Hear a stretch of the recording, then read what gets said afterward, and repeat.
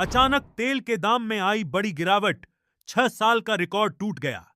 क्या भारत के लिए भी आई बड़ी खुशखबरी? दोस्तों, आज की सबसे बड़ी खबर यह है कि तेल की कीमतों में 6 साल का रिकॉर्ड टूट गया।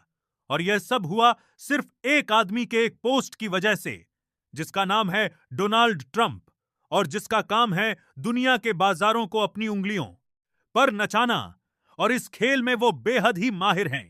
दोस्तों, 2020 के बाद पहली बार तेल की कीमतों में इतनी तेज गिरावट एक ही महीने में आई है। और यह गिरावट किसी युद्ध विराम से नहीं आई, किसी समझौते से नहीं आई, बल्कि आई है ट्रंप के एक सोशल मीडिया पोस्ट से, जो उन्होंने अपने ट्रुथ प्लेटफॉर्म पर लिखा। और दुनिया भर के निवेशक उस पोस्ट को पढ़कर बौखला गए। ट्रंप ने लिखा कि मैं स्टेट ऑफ हॉर्मुज से अपनी नाकेबंदी हटा रहा हूं। फंसे हुए जहाज घर वापस जाएंगे और मैं सिचुएशन रूम में बैठकर अंतिम फैसला लेने वाला हूं। बस इतना लिखा और बाजार पागल हो गया। तेल धड़ाम से नीचे आ गया, अमेरिकी शेयर बाजार एकदम हरे रंग में रंग गया। और दुनिया भर के लोगों ने सोचा कि भाई शायद ईरान से समझौता हो गया। यह ट्रंप का पुराना और आजमाया हुआ खेल है। मार्च में भी यही हुआ था, जब उन्होंने कहा था कि ईरान के साथ प्रोडक्टिव डिस्कशन चल रहे हैं। उस दिन भी बाजार उछला था, तेल गिरा था। और फिर 23 मार्च को ईरान ने कहा कि ट्रंप झूठ बोल रहे हैं, कोई बातचीत नहीं हुई, और बाजार फिर नीचे आ गया। यह साइकिल बार बार दोहराई जा रही है और हर बार बाजार को बेवकूफ बनाया जा रहा है।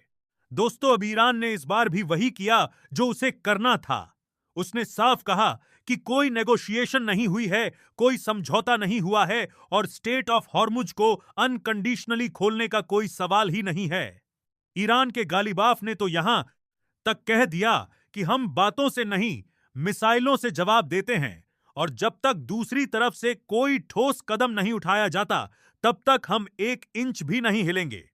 इस बीच स्टेट ऑफ हॉर्मुज का मुद्दा और गंभीर हो गया है, क्योंकि दुनिया के तेल व्यापार का बड़ा हिस्सा इसी रास्ते से गुजरता है। अमेरिका कह रहा है कि रास्ता खुल सकता है, जबकि ईरान अपने रक्षा सिस्टम को सक्रिय कर रहा है। दोनों तरफ से बयान बिल्कुल उलट हैं। एक तरफ शांति की बातें हो रही हैं और दूसरी तरफ युद्ध की तैयारियां जारी हैं। वहीं इस पूरे नाटक में पाकिस्तान का बिचौलिया किरदार भी देख लो।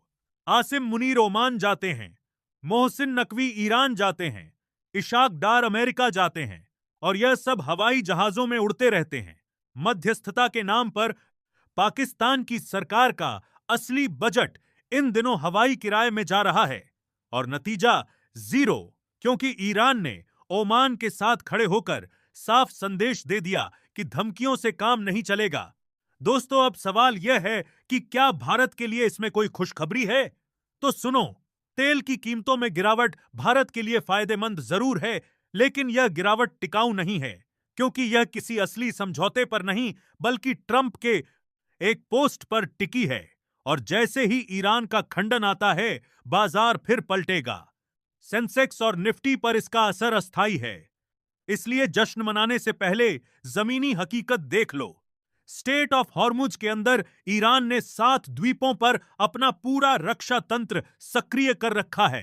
खर्ग लवान, लेसर तर्ब, ग्रेटर तर्ब, हेनगाम, लराक और कासिम, इन सभी आइलैंड्स पर ईरान ने मिसाइल सिस्टम तैनात कर रखे हैं, और अमेरिकी जहाज ऊपर से देखते रहते हैं। नीचे उतरने की हिम्मत नहीं है। रास्ता खुला नहीं है, और खुलेगा भी नहीं जब तक असली डील नहीं होती। दोस्तों, अमेरिका के अंदर ही एकता नहीं है। एक तरफ ट्रंप कह रहे हैं समझौता होने वाला है, दूसरी तरफ उनके अपने डिफेंस मिनिस्टर कह रहे हैं कि हम युद्ध की तैयारी कर रहे हैं। डिपार्टमेंट ऑफ वॉर की भाषा में बात करने वाला यह शख्स जब मंच पर आता है तो युद्ध का राग अलापता है। तो कुल मिलाकर सच्चाई यह है कि ट्रंप ने बाजार को एक बार फिर कठपुतली बनाया। तेल की कीमतें असली वजह से नहीं गिरी हैं, बल्कि एक झूठे संदेश से गिरी हैं, जिसे ट्रंप ने ट्रुथ नाम के प्लेटफॉर्म पर फैलाया। ईरान ने साफ मना कर दिया है, समझौता नहीं हुआ है, हॉर्मुज नहीं खुला है, और दुनिया के बाजार फिर असलियत की तरफ लौटेंगे। इसलिए दोस्तों, इस खबर को समझो, जागरूक रहो और अगर चैनल पर नए हैं तो अभी सब्सक्राइब कर लो। धन्यवाद।